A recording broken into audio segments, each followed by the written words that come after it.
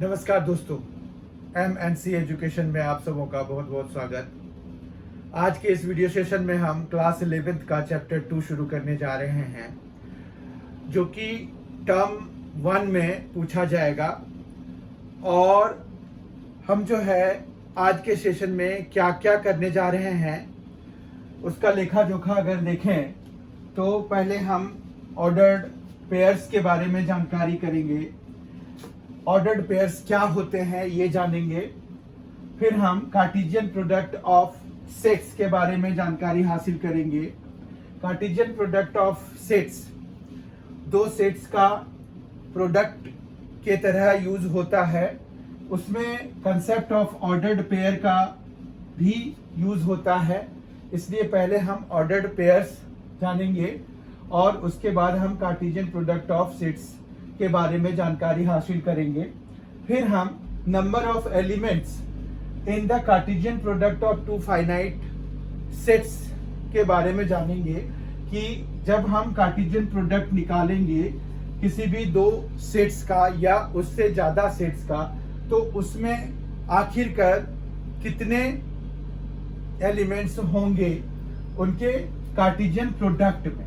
ठीक है, तो हमें नंबर ऑफ एलिमेंट्स का पता करेंगे in the product of two finite sets.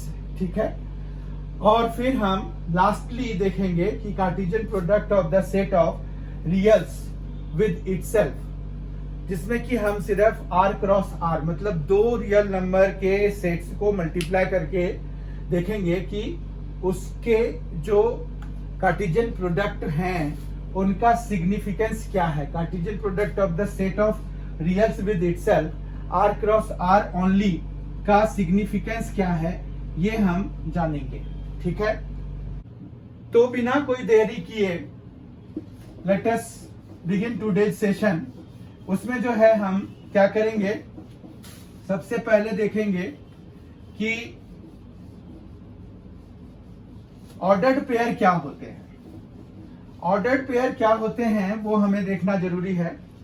तो ऑर्डर्ड पेयर का मतलब होता है कि जैसे अगर आपने मान रखो कि A और B लिखा, तो ये एक ऑर्डर्ड पेयर है, क्योंकि आप A और B और एक दूसरा आपने सपोज करा B और A, तो ये दोनों आप इक्वल नहीं लिख सकते।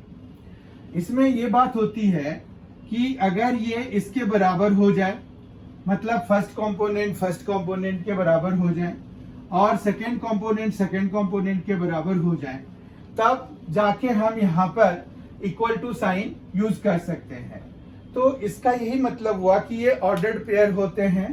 इनका कोई इस तरह जैसे हम कोऑर्डिनेट लिखते हैं, कोऑर्डिनेट इन 2 डायमेंशन लिखते हैं, तो वो ऑर्डर्ड पेयर होते हैं। कैसे? तो उसमें एक्स कोऑर्डिनेट पहले लिखते हैं, और फिर वाई कोऑर्डिनेट लिखते हैं। तो एक्स कोऑर्डिनेट और वाई कोऑर्डिनेट वो एक सिस्टम है हमारे पास, तो वो एक ऑर्डर्ड पेयर है। ठीक है, तो ऑर्डर्ड पेयर का मतलब यही हुआ कि हमारे पास कोई भी इस तरह का जो कि ऐसा रिप्रेजेंटेशन जिसमें कि वो ऑर्डर्ड हो, मतलब ऐसा नहीं है कि हम उन दोनों के ऑर्डर को चेंज करके भी सेम ही चीज ऑब्टेन कर पाए। ठीक है, तो कार्टेशियन सिस्टम में हम जनरली ऑर्डर्ड पेयर का यूज करते हैं। ठीक है, तो ऑर्डर्ड पेयर बेसिकली यही हुआ, जैसे आपके पास 1, 2 है, तो ये एक ऑर्डर्ड पेयर है।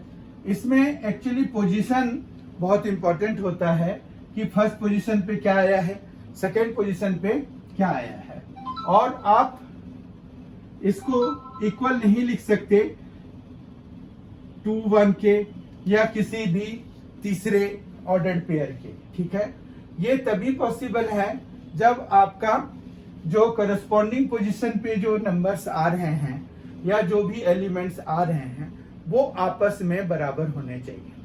ठीक है, तो एक और देखते हैं कि हमें ऑर्डर्ड पेयर के बेसिस पर पूछा क्या जाएगा। ऑर्डर्ड पेयर के बेसिस पर हमें जो पूछा जाएगा कि यहाँ पर हमें पूछा जाएगा, जैसे दे देंगे कि x + 2, y - 1 is equal to आपको दिया हुआ है 0 और 3। आपको x और y की वैल्यू बतानी है, ठीक है। Find x and y। तो ऑर्डर्ड पेयर में अभी हमने डिस्कस किया कि इसके पोजीशन का मैटर करता है। तो यहां पर x+2 जो है 0 के बराबर अगर हम करेंगे तो हमारे पास इसका क्या मतलब होगा, x+2 = 0 इंप्लाइज x = -2, ठीक है। इसी तरह से y-1 = 3 कराएंगे, क्योंकि सेकंड पोजीशन पे देखिए यहां पर y-1 है, जबकि यहां पर क्या है 3 है। तो ये दोनों आपस में बराबर होने चाहिए, क्योंकि हम इन दो ऑर्डर्ड पेयर को आपस में बराबर लिख रहे हैं। तो y = क्या हो जाएगा, y = 4 हो जाएगा। तो इस तरह से हम दो ऑर्डर्ड पेयर को कंपेयर कराते हैं और उसमें जो अननोन है उनकी वैल्यूज निकालते हैं, ठीक है। अच्छी तरह से समझ में आ गया होगा। अब जो है हम दूसरे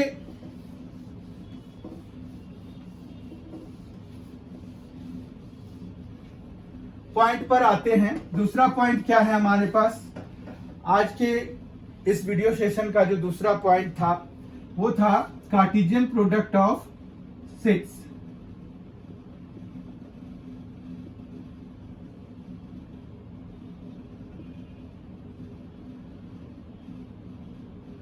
तो कार्टेशियन प्रोडक्ट बेसिकली क्या मतलब हुआ, इसको समझने के लिए आप यहां पर एक एग्जांपल ले लीजिए, एक सेट ले लीजिए ए बी, ठीक है, और एक दूसरा सेट ले लीजिए 3। ये एक सिंगलेटन सेट है, ये एक सेट है जिसमें 2 एलिमेंट्स हैं। अब कार्टेशियन प्रोडक्ट डिफाइन होगा A क्रॉस B से, हम इसको डिनोट कराते हैं, और ये डिफाइन होता है ordered pair X Y such that x belongs to A and y belongs to B, ठीक है। तो इसको हम कार्टेशियन प्रोडक्ट ऑफ 2 सेट्स को रिप्रेजेंट करते हैं A क्रॉस B से। ये एक ऑर्डर्ड पेयर होता है जिसमें कि पहला वाला एलिमेंट इस पहले सेट में और दूसरा वाला एलिमेंट इस दूसरे सेट में बिलोंग करना चाहिए। देखिए इस डेफिनेशन के हिसाब से। तो अगर अब A क्रॉस B हम ऊपर से जो सॉल्व करके हम निकालना चाहेंगे तो हमारे पास यहां पर क्या आएगा, A, 3 आएगा, दूसरा आएगा B, 3, ठीक है। तो ये समझ में आ गया होगा। अब अगर हम Cartesian product of B and A निकालें, मतलब B क्रॉस A निकालना पड़ेगा हमें, तो B क्रॉस A जब हम निकालेंगे तो उसमें क्या आएगा, उसमें जो है हमारा 3 पहले आ जाएगा, क्योंकि वो फिर हमारे पास यहां पर एक ऑर्डर्ड पेयर होगा UB such that U belongs to A, U belongs to B। पहला यहां पर U है तो U belongs to B and V belongs to A, ठीक है। अब अगर हम इसको लिखना चाहेंगे तो हम कैसे लिख पाएंगे, तो यहां पर हमारा U B में बिलोंग कर रहा है, यानी कि हमारा 3 आएगा पहले, ठीक है। तो 3, A और फिर 3, B, इसका Cartesian product B cross A हो जाएगा। आई होप कार्टेशियन प्रोडक्ट आपको समझ में आ गया होगा। और अब यहीं से हम number of elements in Cartesian product of sets को देखते हैं, ऑफ 2 फाइनाइट सेट्स को देखते हैं। मतलब हमें थर्ड में क्या करना है, नंबर ऑफ एलिमेंट्स निकालने हैं of number of elements in Cartesian product of two finite sets. तो यहां पर अगर आप देखिए ये ए और बी फाइनाइट सेट्स हैं या नहीं हैं, आप बताएं। फाइनाइट सेट्स हैं क्योंकि ए में नंबर ऑफ एलिमेंट्स कितने हैं, 2 हैं, जबकि बी में 1 है। तो इसका मतलब है कि नंबर ऑफ एलिमेंट्स बी में 1 है और नंबर ऑफ एलिमेंट्स इन ए 2 हैं। इनको कार्डिनल नंबर भी कहते हैं, कार्डिनल नंबर। तो कार्डिनल नंबर एन ए से डिनोट होता है। तो कार्डिनल नंबर हमारा ए का कितना है,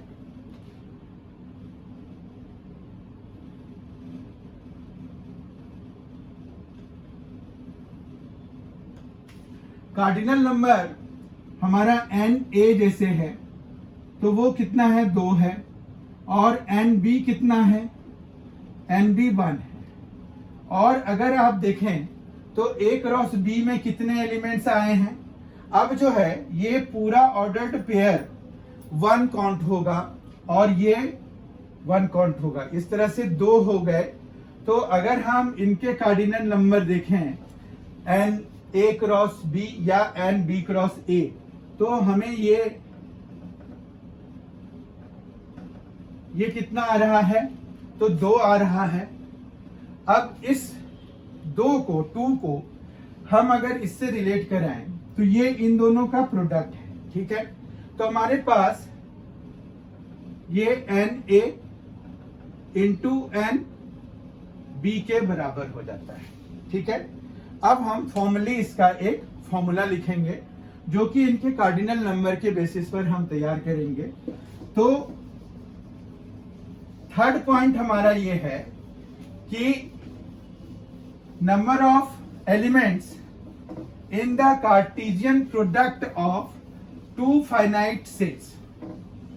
तो नंबर ऑफ एलिमेंट्स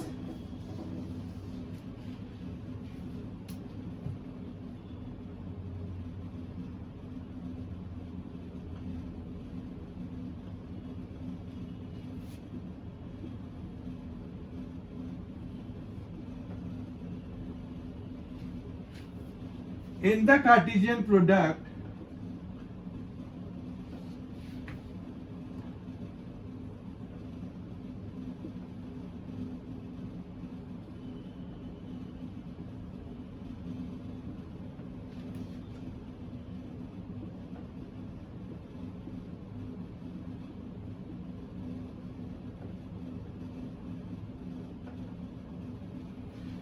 सेट्स होगा।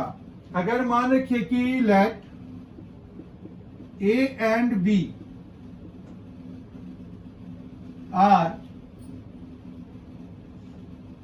2 finite sets with n a is equal to n and n b is equal to m, then n a cross b जो होगा मतलब number of elements in the Cartesian product of a and b which will be represented by n a cross b will be equal to n a into n b, मतलब ये n into m के बराबर हो जाएगा। ठीक है, I hope आपको ये समझ में आ गया होगा। तो इस तरह से आपको इसके बेसिस पर क्वेश्चन पूछे जा सकते हैं कि कोई सेट है जिसमें 4 एलिमेंट्स हैं और कोई एक दूसरा सेट है जिसमें कि 3 एलिमेंट्स हैं, उनके कार्टेशियन प्रोडक्ट बिना निकाले आप उसके कार्टेशियन प्रोडक्ट में कितने एलिमेंट्स होंगे ये बताएं, तो आप उनके जो कार्डिनल नंबर्स हैं मतलब जो उनके नंबर ऑफ एलिमेंट्स हैं, पहले वाले में 4 थे, दूसरे वाले में 3, तो इस तरह से जो कार्डिनल नंबर्स हैं 4 और 3 हो गए। तो जो number of elements in the Cartesian product of A and A cross B जो आएगा, Cartesian product of A and B वाले में जो आएगा वो होगा 4 इंटू 3 यानी कि 12। ठीक है, इतनी बात समझ में आ गई। अब जो है हम आज के सेशन का लास्ट पॉइंट देखते हैं। ये लास्ट पॉइंट है कि आखिर अगर हम दो रियल नंबर्स के सेट को आपस में मल्टीप्लाई कराएंगे, कार्टेशियन प्रोडक्ट निकालेंगे। मल्टीप्लाई तो दो सेट्स को हम करा नहीं सकते, कार्टेशियन प्रोडक्ट हम भले निकाल सकते हैं। तो कार्टेशियन प्रोडक्ट जब हम दो रियल नंबर्स का निकालेंगे, मतलब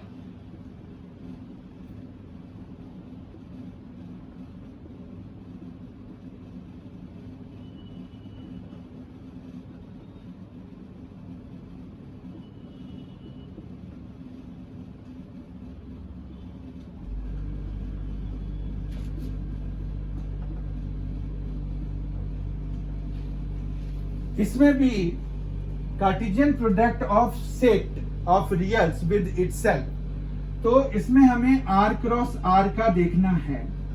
तो बेसिकली अगर आप देखें तो हमारे पास जो ये कार्टेशियन प्लेन होता है, ठीक है, ये कार्टेशियन प्लेन कहलाता है। देखिए यहाँ कार्टेशियन प्रोडक्ट है और यहाँ कार्टेशियन प्लेन है। तो कार्टेशियन प्लेन में जो ये एक्स एक्सिस को डिनोट कराता है, ये वाई एक्सिस को डिनोट कराता है।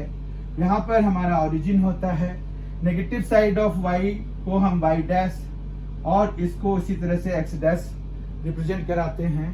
तो इस एक्सिस पे या वाई एक्सिस पे, एक्स एक्सिस पे या वाई एक्सिस पे, एक्स एक्सिस को एब्सिसा भी कहते हैं, वाई एक्सिस को ऑर्डिनेट भी कहते हैं, ये आप लोगों को पता है।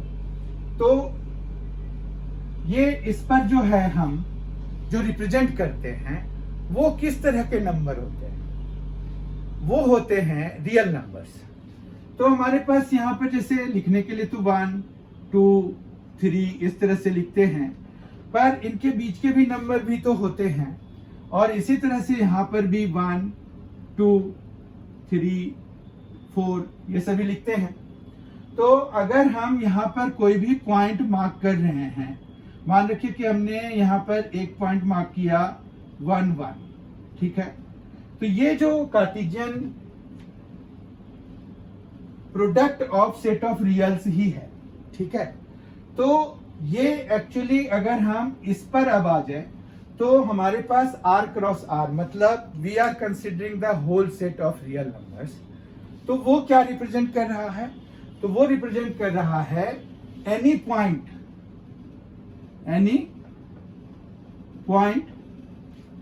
इन 2 डायमेंशन।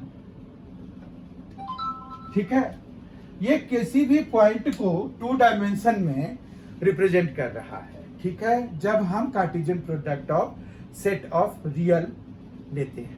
तो इस तरह से आज के इस सेशन में हमने 4 बहुत ही इंपॉर्टेंट कंसेप्ट टर्म 1 के पॉइंट ऑफ व्यू से कवर किया, जो कि चैप्टर 2 रिलेशंस एंड फंक्शन से रिलेटेड थे।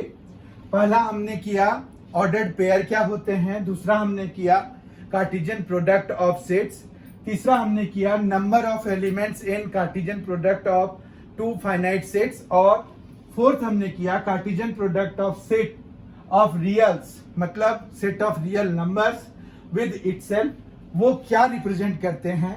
तो ये any point in 2 dimension plane represent करता है। और अगर हम 3 लेते तो जो 3 सेट्स के r क्रॉस r हो जाता, तो वो क्या रिप्रेजेंट करता, तो वो एक कोई भी पॉइंट इन स्पेस करता। ठीक है, तो बहुत ही जल्द आपके सामने फिर मैं आऊंगा इसके रिलेशंस एंड फंक्शंस के दूसरे वीडियोस के साथ। तब तक के लिए thank you so much for being with us, thanks a lot, enjoy yourself.